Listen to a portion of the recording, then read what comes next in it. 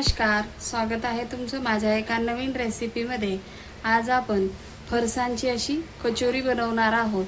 माझी recipe skip न करता पूर्ण बघा, लाईक शेअर आणि सबस्क्राईब करा। कचोरी बनवण्यासाठी इथे 1 कप मैदा घेतलेला आहे। मैद्याला चाळून घेतलेला आहे। अर्धा चमचा ओवा, चवीनुसार मीठ,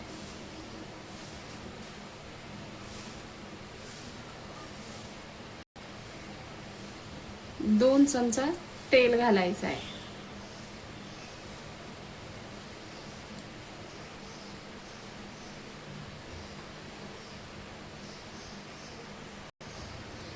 सगळ्या मैद्याला आपण तेल सोडून असं लावून घेतलेलं आहे।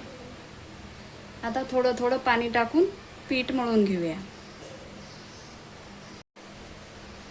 पीठ आपल्याला घट्टसर मळून घ्यायचं आहे।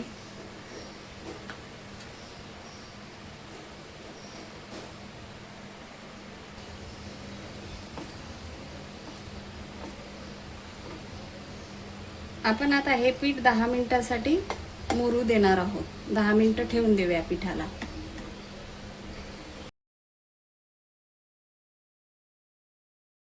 मिक्सर मधून वाटून घेऊया।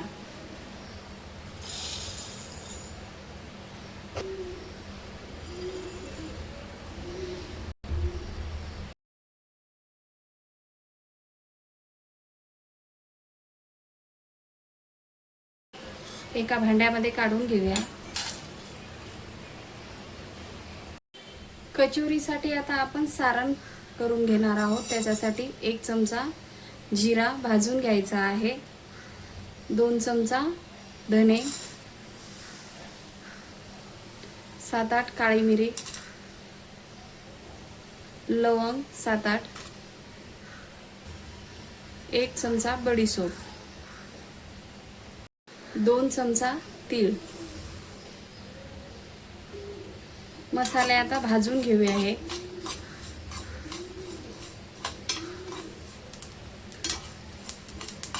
मसाले मस्त भाजलेले आहे। आता थंड करून मिक्सर मधून वाटून घेऊया। हे मसाले वाटून घेऊया आपण आता। अर्धा चमचा काश्मीरी मिरची पावडर, 1 छोटा अर्धा चमचा हळद, गरम मसाला अर्धा चमचा। मिक्सर मधून वाटून घेऊया।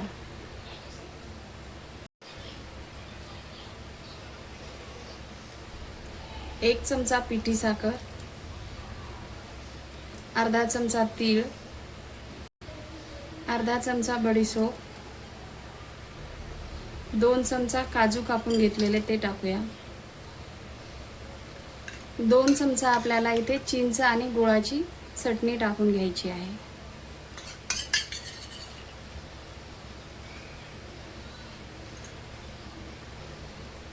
सगळे जिन्नस आता आपण मिक्स करून घेऊया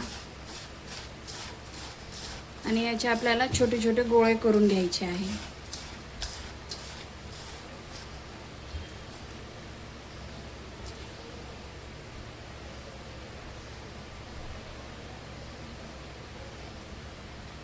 अशा प्रकारे आपण आता सगळे गोळे बनवून घेऊया।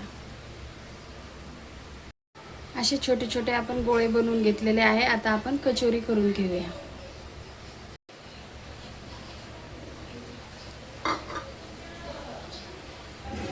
थोडंसं पिठावर असं तेल सोडून घेऊया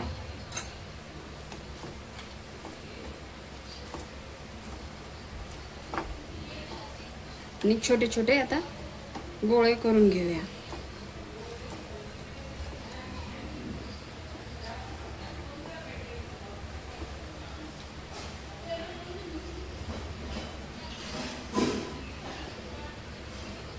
अशा प्रकारे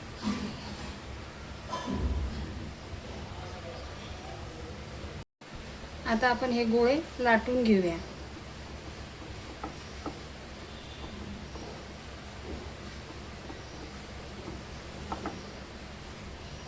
अशा प्रकारे पोळी लाटून घ्यायची आहे। जास्त जाड पण नाही आणि जास्त पातळ पण नाही। आता आपण याला कापून घेऊया।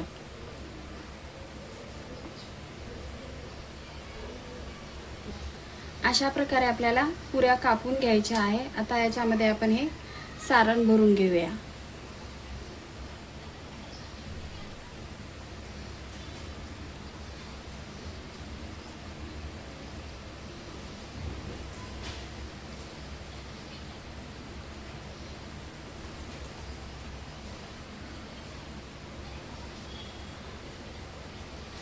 अशा प्रकारे सगळ्या कचोऱ्या आपण करून घेणार आहोत।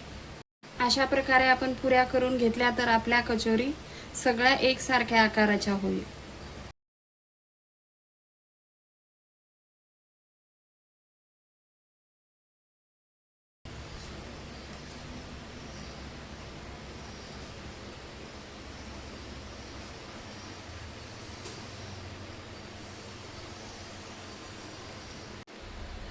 कचोरी आता आपण करून घेतलेली आहे, तळून घेऊया।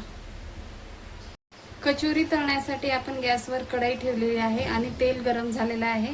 आपण आता कचोरी तळून घेऊया। एक एक कचोरी आपल्याला सोडून घ्यायची आहे।